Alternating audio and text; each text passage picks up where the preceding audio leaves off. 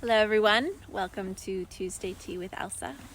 I was going to do this with Atlas today, as some of you guys saw the announcement, but then Atlas was in the paddock that didn't have good Wi-Fi, and Ari here was standing here waiting for me. So Ari and Ocasio are here with us today for Tuesday Tea with Elsa. As you can see, I dropped an extra couple of flakes of hay so that they stay right here and they get to be my backdrop for the tea time. I love the sound of horses eating hay.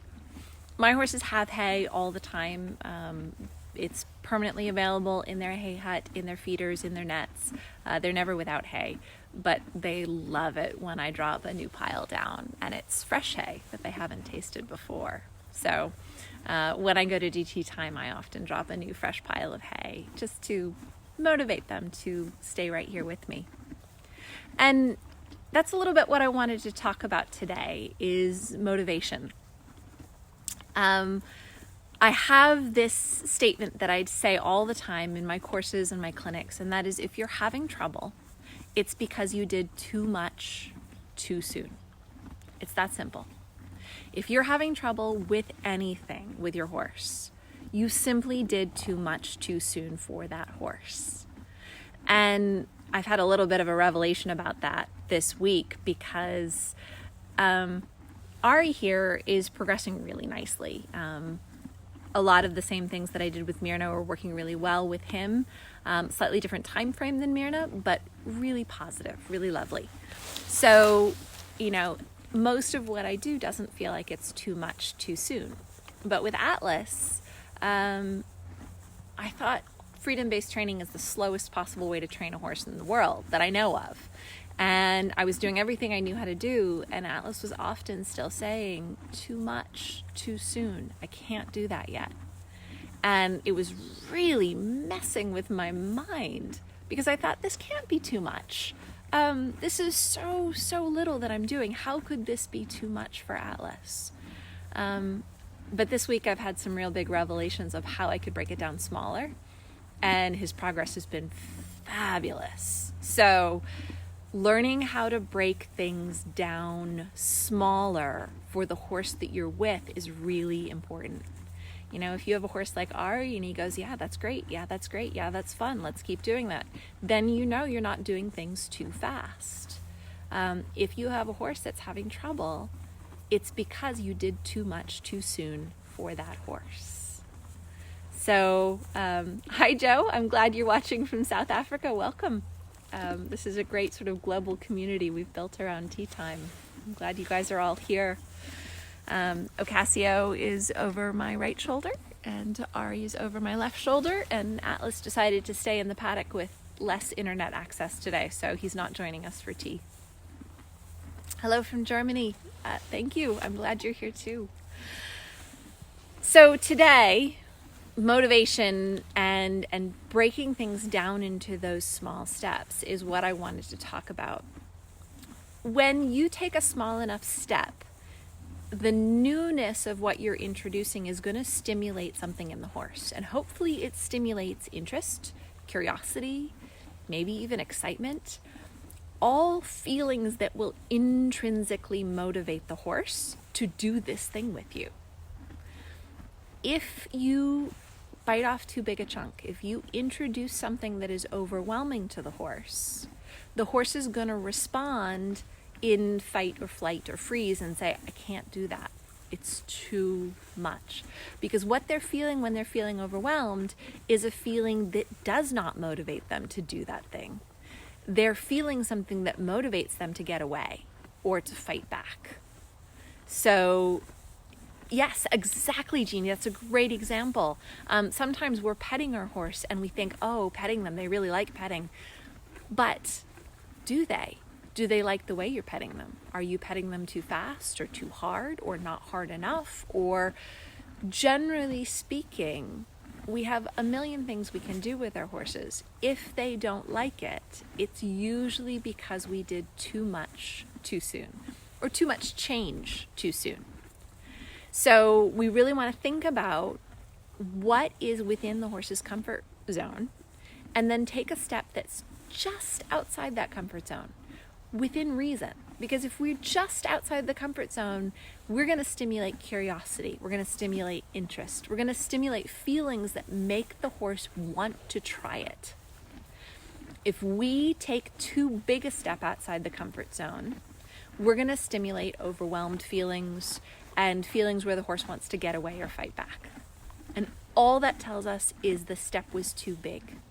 It doesn't mean that it doesn't mean that they can't do that thing forever.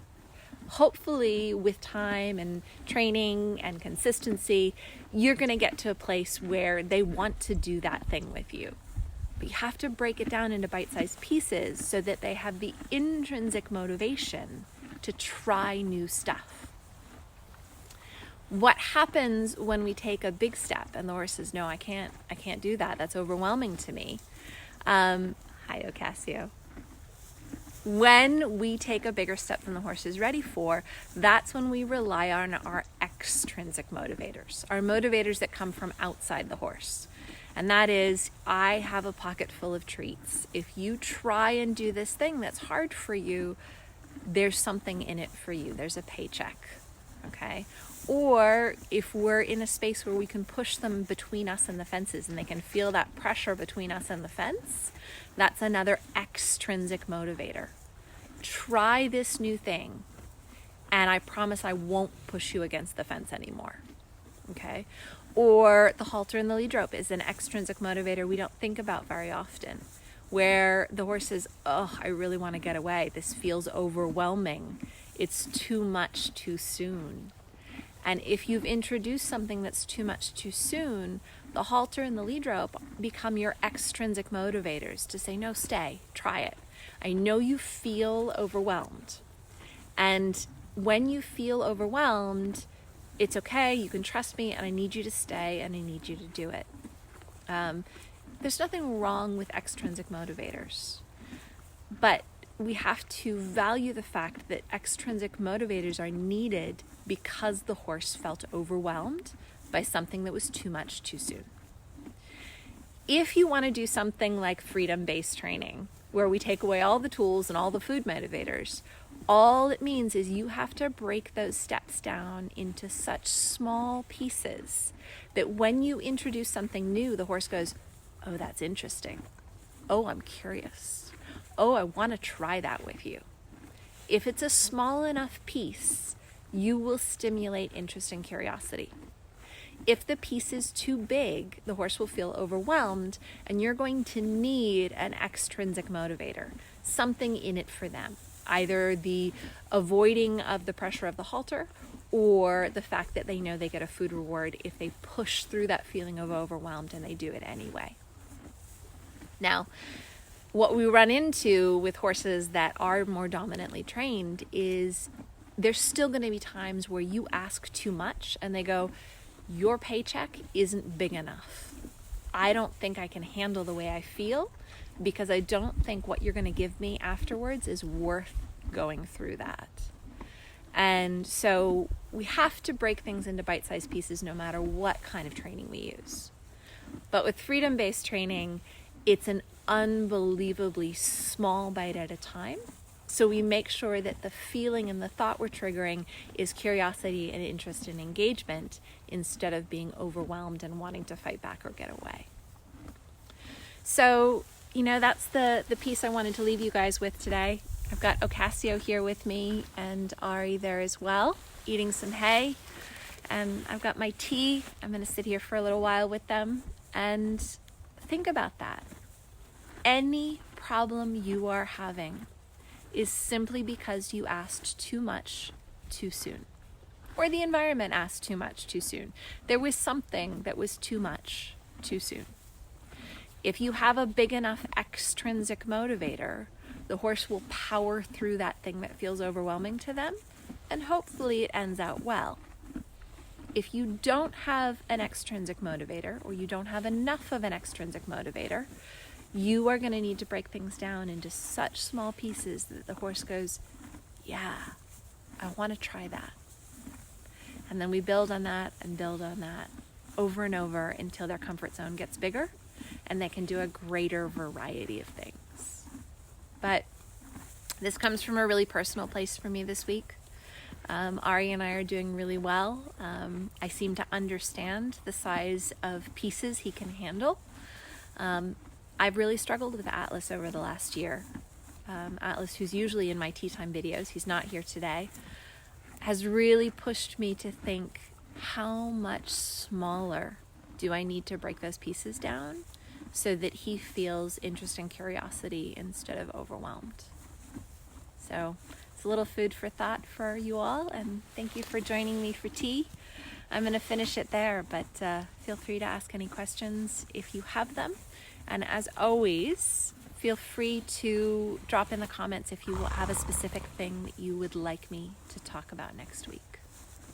As a finishing note, I'm just going to let you guys all know we are releasing Taming Wild Pura Vida on December 8th, which is this coming Sunday. So if you would like to see the movie, it will be going up on Vimeo for digital download on December 8th, and I will be posting all about that throughout the week as well. So thank you guys, and have a wonderful week, and I will see you next week.